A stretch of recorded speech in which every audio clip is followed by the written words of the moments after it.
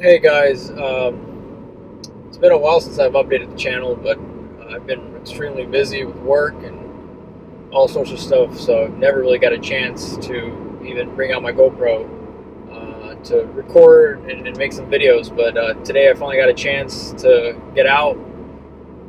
Just got done with a Houston Ride and Shine meet in Katy, Texas. So that was pretty neat. Got to meet up with a lot of M car enthusiasts, and of course all these other cars. There's a another video that I will put a link to just for that, a short video for that, in case you want to see all those beautiful exotic cars at the show. But wanted to give you guys more so an update with my 2016 M3. I've had it for about 6 months or 5 months. I got it in May, mid-May of 2016, and it's October. So in that time frame, I've put 13,160 miles on the car. It's obviously my daily driver, so I love it. I enjoy getting into this car every morning, starting that motor up, and it just puts a smile on my face without a doubt. And it's an amazing car. But more so, I really wanted to get in more detail about the car, the driving experience, and just the overall experience of the car for potentially people who are wanting to get an M3, a 2016, 2017, or whatnot, or an M4 for that matter, which are pretty similar vehicles. What's it like to drive? It really does depend on your comfort zone. I mean, if you're looking for a sports car, hey, this is the car. I mean, this car is very aggressive when you have it set to that, to that kind of settings. And then this car can also be very comfortable and just a nice cruiser just as well. So I mean, it's got a wide range of drivability to the car. Normally for me, with what I do, and because I drive so much, almost an 85 mile round trip, to and from work, and then some miscellaneous things here and there on a daily basis almost. I normally keep it in drive, and an efficient mode is on the throttle. The suspension is on comfort, and the steering is in sport, and the steering says sport all the time for me. I like the way it feels. It's just right, I think. So that's normally just my daily cruising and just driving, traffic or whatever that I'm in.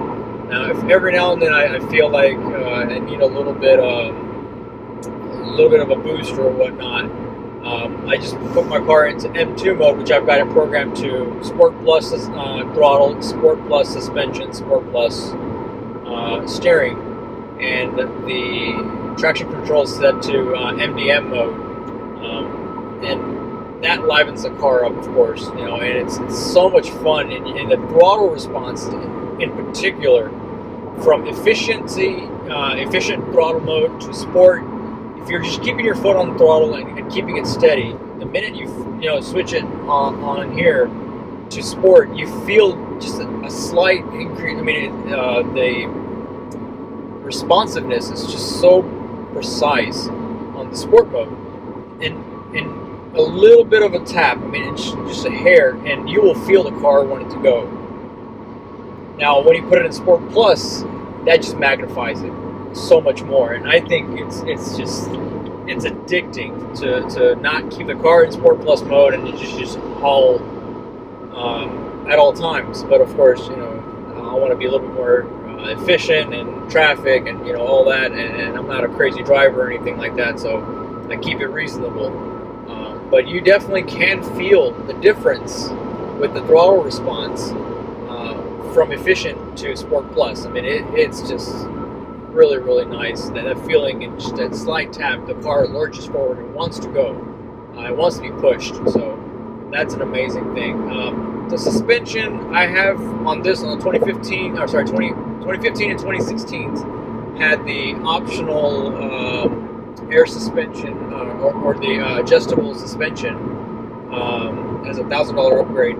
I believe the 2016 and newer M3, M4s, and in particular the competition package comes standard with the suspension adjustability. So, you know, that's pretty cool. The difference between, to me personally, between Sport and Sport Plus, I mean, obviously it gets the ride a lot more firmer.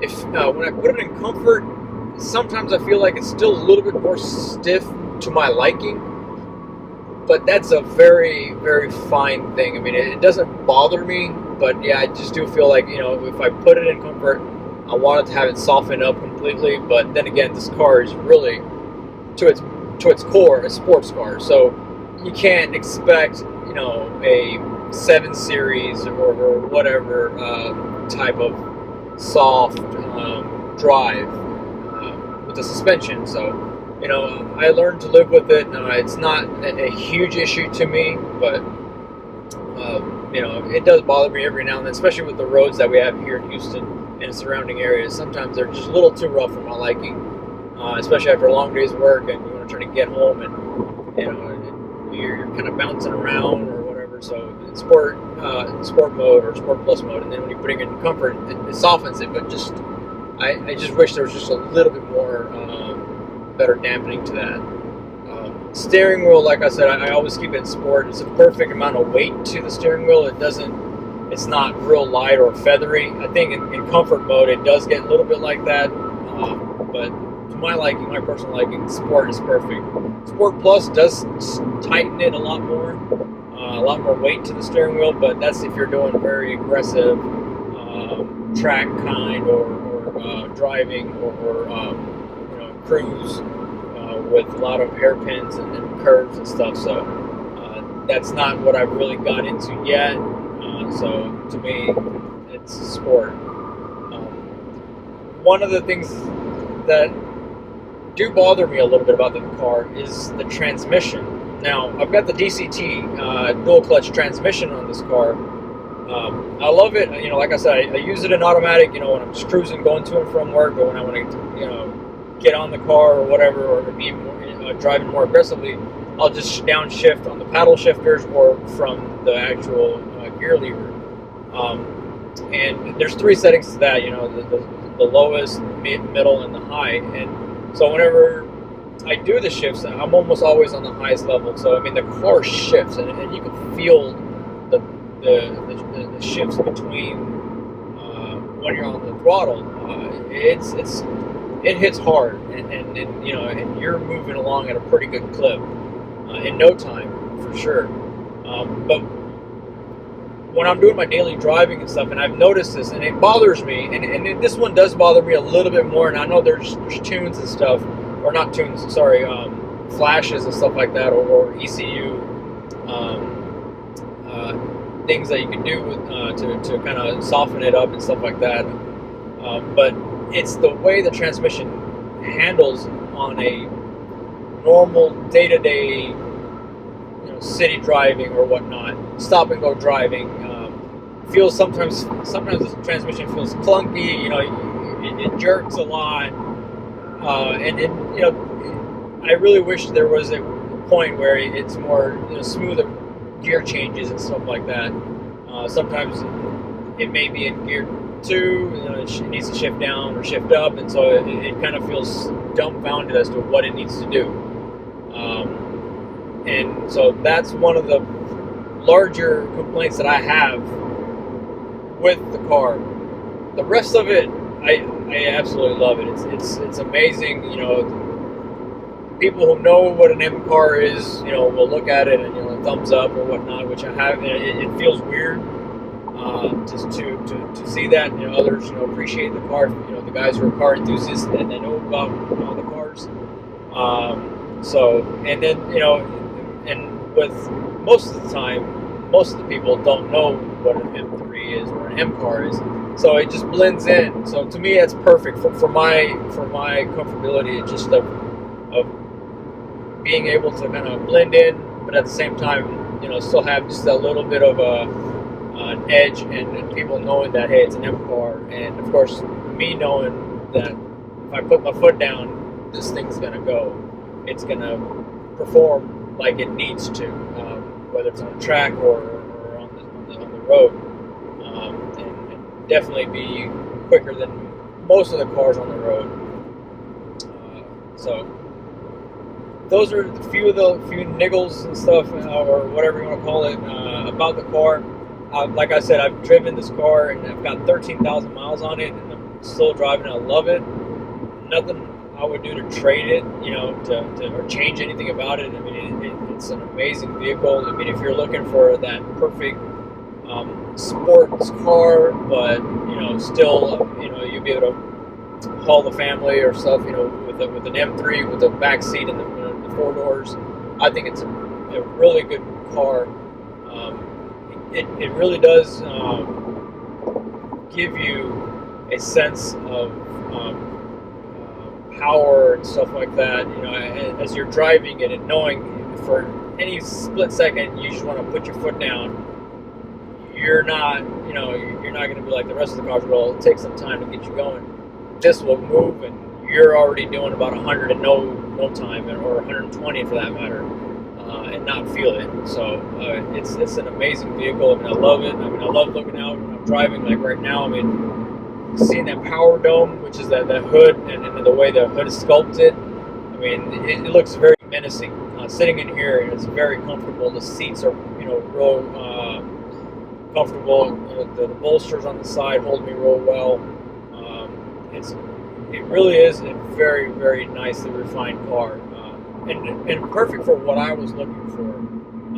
Sporty, but still a sense of practicality to a point, and comfortability. So I could, like I said, I could take my family and or friends in the car and still be practical in that regards. So I just wanted to give you guys a little bit of an update.